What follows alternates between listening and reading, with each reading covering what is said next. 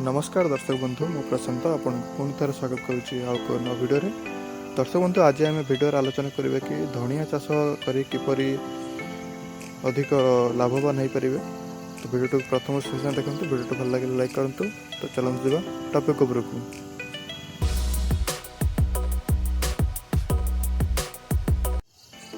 दर्शक बंधु जदि आप 4 डिसमिल धनिया चाष करने चाहते ताहले आपको गोटे केजी मंजी है आपको सफिसीयंट हम 4 डिसमिल ये गोटे केजी मंजीर रेट रही मार्केट रेट 200 ରୁ 250 टंका भितर आपको गोटे केजी मंजी आप मिल जाव।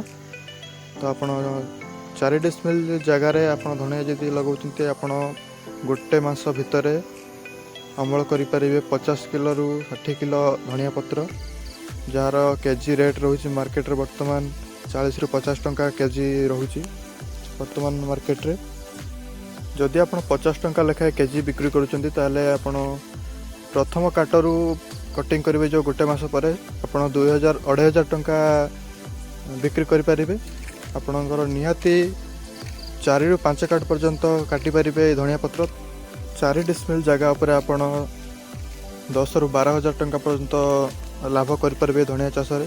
ये धनिया चाष खाली मंजी दि जाए खर्च जाए और सार लगी था कीटनाशक किसी धनिया चाष व्यवहार हो न था से आपको बहुत कम इन्वेस्टमेंट आप धनिया चाष कर बहुत लाभवान करें। यही line by Patel by line by करके जब आप गछ लगाउछंती ताले आपको काटिया सुविधा हम सार देवाई सुविधा हम और भल प्रोडक्शन हम। दर्शक बंधु मु आशा करुच्ची कि आपको ये धनिया चाष विषय भिडियोटी भल लगी किसी शिखापी मिल जब भिडियोटी भल लगी था लाइक करूँ।